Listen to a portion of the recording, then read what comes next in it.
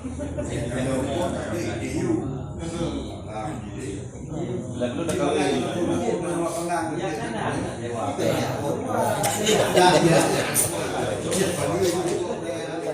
mungkin selamanya bagi orang pribadi kurang mumpung tentang katanya dalam borong budia, apakah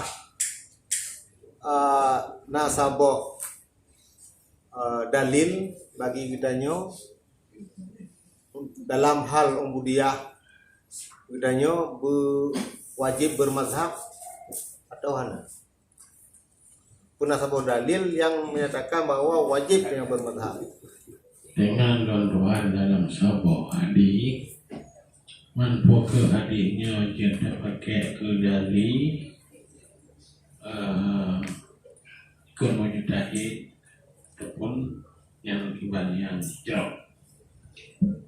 Satu diberilah Nabi sallallahu alaihi wasallam an ashabul ilmi.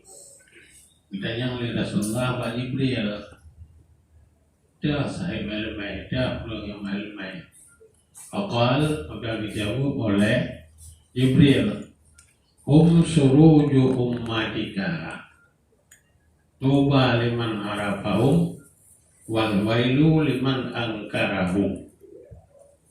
Ya, alangkah baiknya bagi orang yang ikut ulama, dan alangkah celakanya bagi orang yang tidak senang kepada ulama, tidak ikut ulama. Yang tahu hadis dalam hadis yang tahu al ulama'u warasatul anbiya, ulama waris nabi. Yang dikehendaki ulama hanya secara itulah ulama mutlak, ulama total. Yang mujtahidnya mujtahid yang ulama. Ya, maka dalam padanya wajib ikut ulama, ittabi'ul ulama, ikutlah para ulama.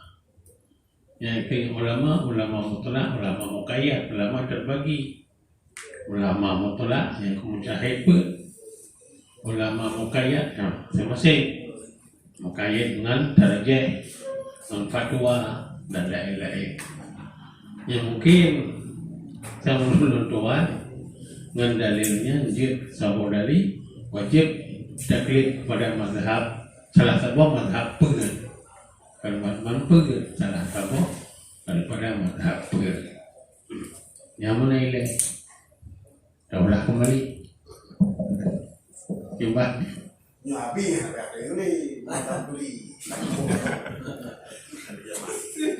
Kecil ya. Ini tanggapan ke Guru Munir pun. Jadi tentang mazhab yang ada orang baca